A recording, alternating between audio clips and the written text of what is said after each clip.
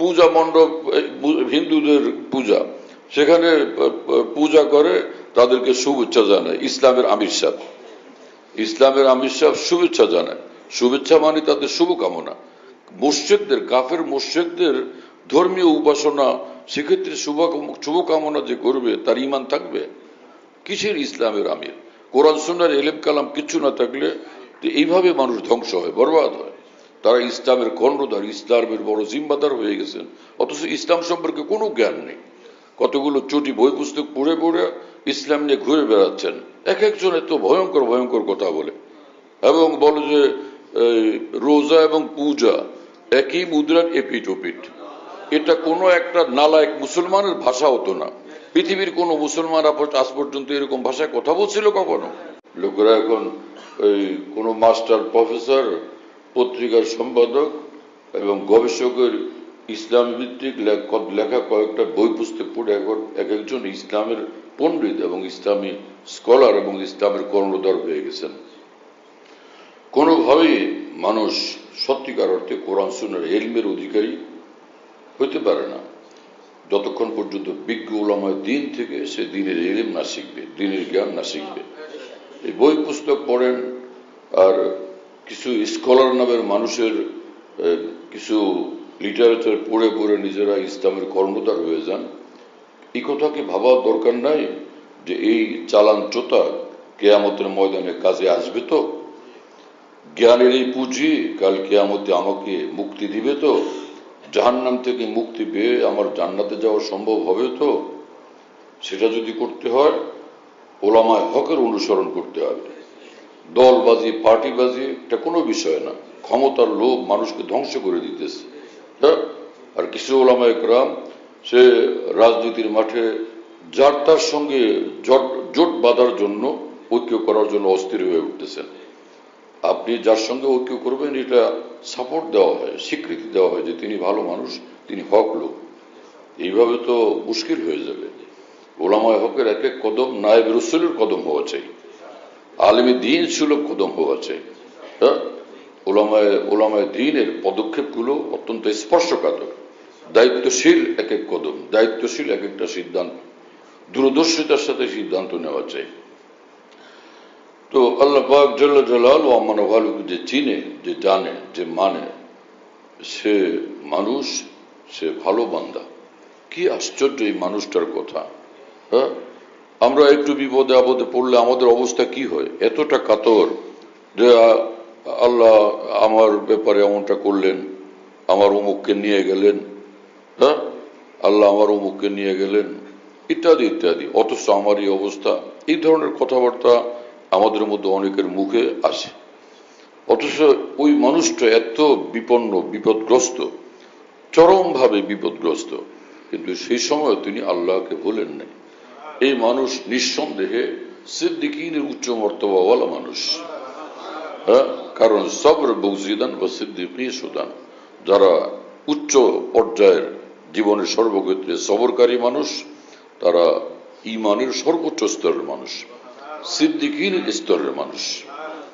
আফসোসের কথা যে মুসলমানরা উলামায়ে দ্বীনের সংস্রবে বসতে চায় না। নিজেরা দল পাকায়, জামাত বানায়, পার্টি বানায়, ওইটা নিয়ে খালি ব্যস্ত থাকে। তোমাদেরকে এই শিক্ষা দিল কে?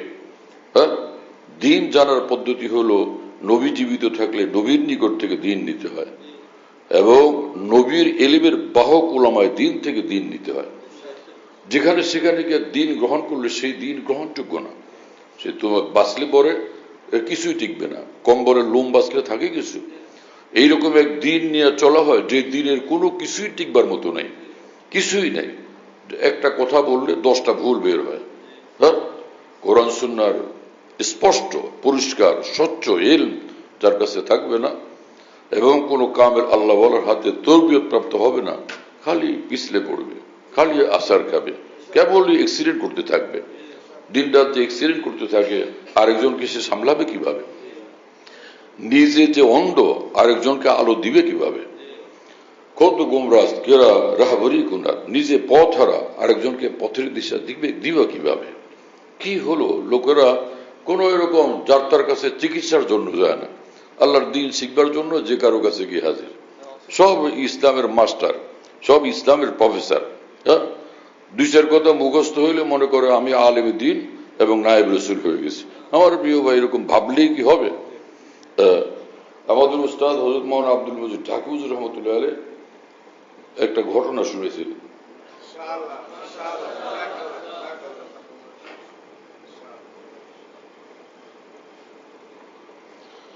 এক গরিব মিসকিন মানুষ দিন আনে দিন খায়, এক বেলা খায়, 3 বেলা উপবাস থাকে।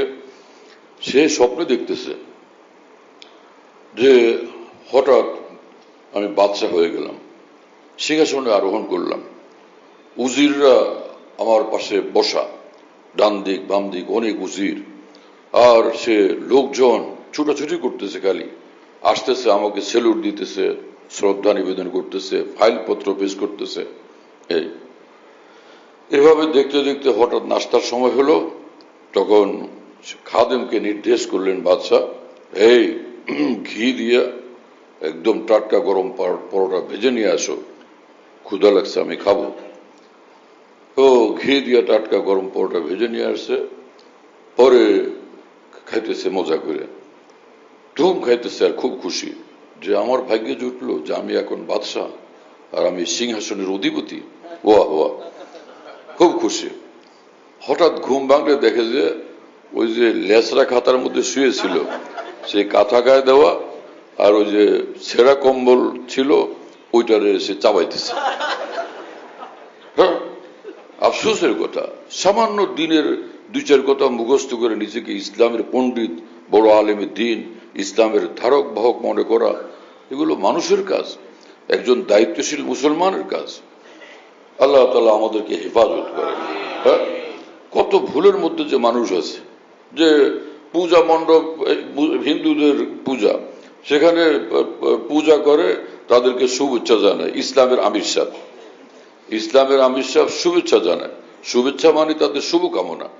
মুশরিকদের, কাফের মুশরিকদের ধর্মীয় উপাসনা, সেক্ষেত্রে শুভকামনা যে করবে তার ঈমান থাকবে? কিসের ইসলামের আমির?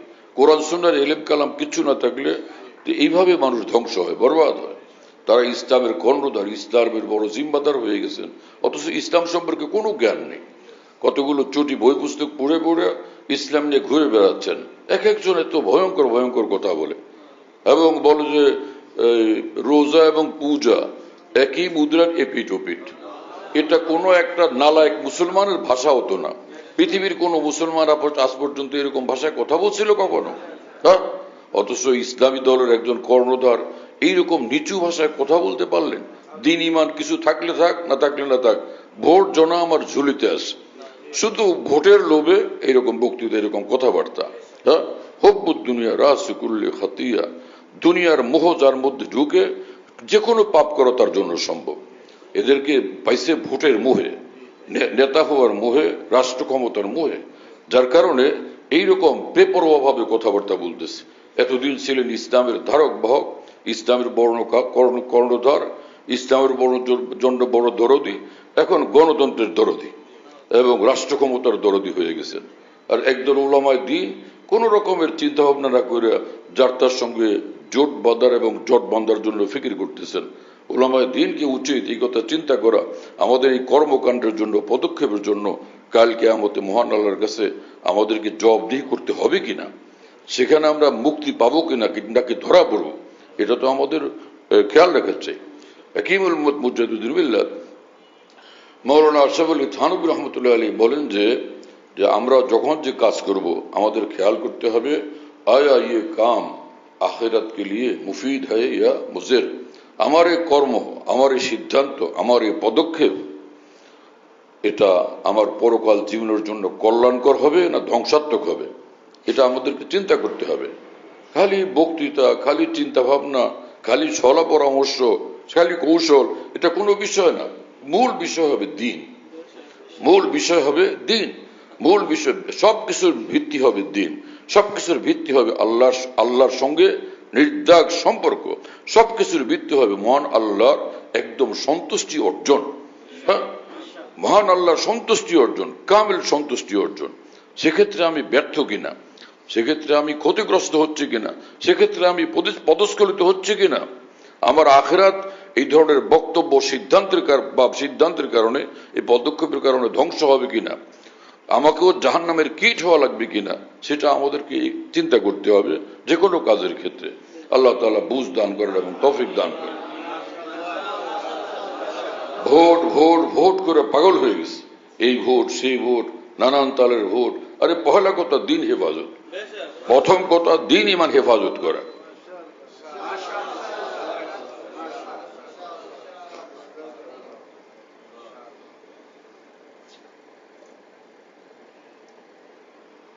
ভালো মানুষরা সংসদে যাবেন, ক্ষমতা যাবেন, ভালো কথা। আমরা তো চাই যে ভালো মানুষরা যাতে ক্ষমতা যান, যাতে দেশের মানুষের কল্যাণ হয়, উপকার হয়, ন্যায় ইনসাফ প্রতিষ্ঠিত হয়, মানুষের উপর জুলুম অত্যাচার না হয়, দেশের উন্নতি অগ্রগতি সমৃদ্ধি অর্জন হয়। সেটা তো আমরা সকলে চাইব, তাই না? কিন্তু তাই বলে সে যে ভোট ভোট করতে করতে একই স্বার্থে একই লক্ষ্যে দিন ইমান খুয়াইতে থাকা, এটা কোন ধরনের কথা? হ্যাঁ, ইন্না লিল্লাহি ওয়া ইন্না ইলাইহি রাজিউন। কি আশ্চর্যের বিষয় যে বিধর্মীদের ধর্মীয় অনুষ্ঠান, ধর্মীয় উৎসব, সেখানে শুভেচ্ছা জানানো হয়, অভিনন্দন জানানো হয়। অভিনন্দনের অর্থ কি? অভিনন্দনের অর্থ কারো কোনো কর্মের প্রশংসা করা, যেটা তোমার এই কর্ম প্রশংসার কাজ, এই কর্ম খুব প্রশংসনীয়। তো বিধর্মীদের উপাসনা, এটা তো সবগুলো শিরক কুফরের ডুবা, তাই না? তো সেটার প্রশংসা করা জায়েজ কিভাবে? যে কেউ যদি মূর্তি পূজা করলো, আর সে কোনো মুসলমান, সে যত বড় উচ্চ মানের আলেম হোক না হলে যেই হোক, যদি সেটার অভিনন্দন জানায়, প্রশংসা করে, সাথে সাথে সে কাফের হয়ে যাবে। আমার নিজের দিন ইমান হেফাজত করতে হবে না? কি হলো আজকে মুসলমানদের? গণতন্ত্রের পৃথিবীর নাম দিয়া যে সবাই মিলে একসাথে থাকি, সবাই মিলে একসাথে থাকতে মানা করছে কে? আমরা এক দেশের নাগরিক, যে কোনো ধর্মের লোক হোক, তো সকলের নিরাপত্তা দেওয়া রাষ্ট্রের দায়িত্ব, সকলের অধিকার সংরক্ষণ রাষ্ট্রের দায়িত্ব, এবং সকলকে সমান অধিকার দেওয়া, সকলের প্রতি ন্যায় বিচার করা রাষ্ট্রের দায়িত্ব। কারো প্রতি কোন রকমের অন্যায় করা যাবে না, কারো অধিকার খর্ব করা যাবে না, তিল মাত্রও না, চাই সে যে কোনো অমুসলিম হোক না কেন। রাসূলুল্লাহ সাল্লাল্লাহু আলাইহি সাল্লামের নিকট একজন মুসলমান এবং একজন ইহুদি হাজির হয়েছে একটা জায়গা জমির ঝগড়া নিয়ে। রাসূলুল্লাহ সাল্লাল্লাহু আলাইহি সাল্লামের নিকট বিচারের প্রার্থনা যে এই জায়গা, এই জমি আমার, কিন্তু ইহুদি বলে আমার। মুসলমানকে জিজ্ঞাসা করা হলো, এই জমি আমার। উভয়ের দলিলপত্র, ডকুমেন্টস, সেগুলো চাইলেন রাসূলুল্লাহ সাল্লাল্লাহু আলাইহি সাল্লাম। দুইজনের বক্তব্য শোনার পরে রাসূলুল্লাহ সাল্লাল্লাহু আলাইহি সাল্লাম রায় দিলেন যে এই জমি ইহুদির, এই সম্পত্তি ইহুদির, ওই মুসলমানের না। কি কথা বুঝতেছেন? হ্যাঁ, ইসলামের বিচার। ইসলামকে খালি ভয় পায়, এটা হলো কি জানি, এটা উগ্রবাদ, তারপর একটা কি মৌলবাদ। মৌলবাদ যে কি মন্ত্র, যারা মৌলবাদ করে, এ সকল ভদ্রলোকদের জিজ্ঞেস করতে ইচ্ছা করে, মৌলবাদের ব্যাখ্যা দাও। হ্যাঁ, একটা জাহালতের মস্তিষ্ক, মূর্খতায় সমৃদ্ধ এক মস্তিষ্ক। মৌলবাদের চিৎকার করো। মৌলবাদ কি জিনিস? যে হিন্দু তার নিজের ধর্মের কথা বলবে, যে খ্রিস্টান তার ধর্মের কথা বলবে, যে বৌদ্ধ তার ধর্মের কথা বলবে, যে মুসলমান তার ধর্মের কথা বলবে। আর যে কোনো ধর্মের, অন্যান্য ধর্মের ধর্মীয় অনুষ্ঠানগুলো সীমিত মাত্রায়, কোনো দিন সপ্তাহে একদিন, বা মাসে 1-2 দিন, 3 দিন, খ্রিস্টানদের সপ্তাহে একদিন রোববারে। কিন্তু মুসলমানদের ধর্মীয় জিন্দেগির সম্পর্ক জীবনের প্রতিটি বিষয়ের সঙ্গে, প্রতিটি মুহূর্তের সঙ্গে। জন্য মুসলমান তো দিনরাত সর্বক্ষেত্রে ইসলামের কথা বলবে। এখানে মৌলবাদ কি জিনিস আছে? ভারতে দেখা যায় যে মুসলমানদের উপর দিনরাত জুলুম অত্যাচার হচ্ছে, আর ওখানে হিন্দুত্ব কায়েম করার জন্য তারা যুগ যুগ ধরে তারা সংগ্রাম আন্দোলন করে যেতেছে। তো সেক্ষেত্রে তোমাদের মৌলবাদের শব্দ কোনো ভদ্রলোকের মুখে, কোনো রাজনীতিবিদের মুখে, কোনো লেখকের মুখে, কোনো প্রাবন্ধিকের মুখে তো শোনা যায় না। খ্রিস্টান দুনিয়া, ইউরোপ দুনিয়াতে মুসলমানদের উপর জুলুম অত্যাচার হচ্ছে, মসজিদের মধ্যে আগুন লাগাচ্ছে, একের পর এক রিপোর্ট আসতেছে, কোরআন অবমাননা করতেছে। সেক্ষেত্রে তোমাদের মুখে মৌলবাদের শব্দ শোনা যায় না। খালি ইসলাম আর মুসলমানদের জন্য খালি মৌলবাদ। তোমরা কঠিন আসামি, কাল কিয়ামতে তোমাদের কঠিন শাস্তি হবে, ভয়ঙ্কর আযাব হবে এই সীমা লঙ্ঘনের কারণে। মুসলিম দেশে মুসলমানদের নেতৃত্ব দাও। 92% যে দেশে মুসলমান, সেখানে ইসলামের কথা মুখ দিয়ে তোমাদের আসে না। রাজনীতিবিদ 700 একজন একটা ইনশাআল্লাহ পর্যন্ত বলতে পারো না। আমি এটা করে ফেলবো, সেটা করে ফেলবো, ভেঙ্গে চুরে একাকার করে ফেলবো। ইনশাআল্লাহ তো নাই, কোনো কথার সঙ্গে ইনশাআল্লাহ নেই। এটা মুসলমানের ভাষা। মুসলমান হয়ে ফের রাজনীতি করো, মুসলমান হয়ে রাষ্ট্র ক্ষমতা পরিচালনা করো, তো আল্লাহর রহমত তোমার সাথে থাকবে, আল্লাহর সাহায্য তোমার সাথে থাকবে। আল্লাহ পাক বলেন, আমার দ্বীনে সাহায্য করো, আমার দ্বীন মোতাবেক চলো, আসমান থেকে আমি আল্লাহ তোমাকে সাহায্য পুষ্ট করব। দলের সহযোগিতা, কর্মীদের সহযোগিতা, জনগণের সহযোগিতা চাই, আল্লাহর সাহায্য চাই না। এটা মানুষ, এটা মুসলমান, হ্যাঁ, কাণ্ডজ্ঞানহীন মানুষ তুমি।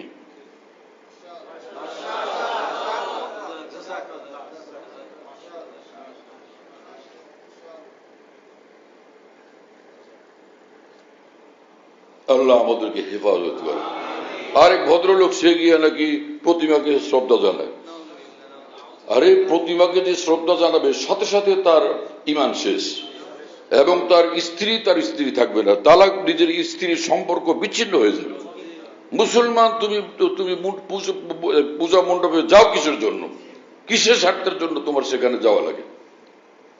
তাদের জন্য নিরাপত্তার দেওয়ার বিষয় রাষ্ট্রের দায়িত্ব তাদের নিরাপত্তার ব্যবস্থা করবে, সেটার জন্য কাজ করো তোমরা, তাতে তো কোনো বাধা নেই। এবং তাদের নিরাপত্তার জন্য সর্বোচ্চ ব্যবস্থা গ্রহণ করা চাই, যাতে কেউ তাদের কোনো ডিস্টার্ব করতে না পারে, বিশৃঙ্খলা করতে না পারে, তাদের উপর জুলুম অত্যাচার করতে না পারে, সে দায়িত্ব। কিন্তু তাদের যে কোনো উৎসব হলে বিধর্মীদের ওখানে গিয়ে হাজিরা দেওয়া কোনো ফরজ, অবশ্যই সেখানে হাজির হবে। কি যে একটা তামাশা বানাইছে, হ্যাঁ, একটা মুসলিম রাষ্ট্রে এরকম কর্মকাণ্ড কেন হচ্ছে? অথচ ধর্মমন্ত্রী তারা বানাইতে পারে একাধিক, একজন মুসলিম ধর্মমন্ত্রী আর এক দুজন অন্য কোনো ধর্মের মন্ত্রী বানাও, তারা তাদের রাষ্ট্রের পক্ষ থেকে ওই সকল অমুসলিম মন্ত্রীরা তাদের সে অনুষ্ঠানে যাবে, সেখানে তাদেরকে শুভেচ্ছা জানাবে, অভিনন্দন জানাবে, যা যা করবে সব করবে, সে তো অমুসলিম। এই প্রসঙ্গে এক মাসলা, শরীয়তের এক মাসলা মনে হলো, সেটা যে মন্ত্রতন্ত্র আছে না, যে সেহের জাদু নষ্ট করার মন্ত্র, এগুলো দুই রকম। একটা হলো জায়েজ মন্ত্র, জায়েজ দোয়া কালাম, জায়েজ তদবির, জায়েজ তাবিজ, ঠিক আছে না? কিছু মন্ত্রতন্ত্র এরকম আছে যেগুলি একদম কুফরে ভরা, শিরকে ভরা। যেমন যে ছোটবেলা গ্রাম দেশে যখন ছিলাম, 12-13 বছর বয়স, তখন শুনছিলাম এক ভদ্রলোক মন্ত্র পড়ে যে আমার এই মন্ত্র যদি কাজ না করে, ঈশ্বরের ঝটা ছিড়িয়া ভূমিতে পড়ে। নাউজুবিল্লাহ, ঈশ্বরের ঝটা ছিড়িয়া ভূমিতে পড়ে। এটা পুরা কুফরি, সেরেকি মন্ত্র না? এক্ষেত্রে বিধান, শরীয়তের বিধান হলো যে কোনো মুসলমান যদি এই মন্ত্র পড়ে, সে কাফের হয়ে যাবে। যে কোনো মুসলমান এই মন্ত্র পড়লে, চাই সে যেই হোক, অন্যের উপকারের জন্য পড়ছে, সে কাফের হয়ে যাবে। কিন্তু এই মন্ত্রটা কোন এইরকম কবিরাজে পড়লো যে কাফের, মুশরিক, বিধর্মী, অমুসলমান, কিন্তু সেই মন্ত্রের কারণে মুসলমান যদি সুস্থ হয়ে যায়, এতে এই মুসলমানের কোনো গুনাহ নেই। ঈমান যাওয়া তো দূরের কথা, আর গুনাহ হবে না, কারণ সেটা করছে যে আরেকজনে। কি কথা বোঝেন না? সেটা করছে তো কাফেরে করছে, অমুসলিমে করছে, কোনো মুসলমানে করে নাই। আমি কি কথাটা বুঝাই বলতে পারলাম? আমি অনেক সংগ্রাম করে বোঝানোর চেষ্টা করছি, আমি ব্যর্থ হলো, আপনারা তো বুঝতে পারছেন।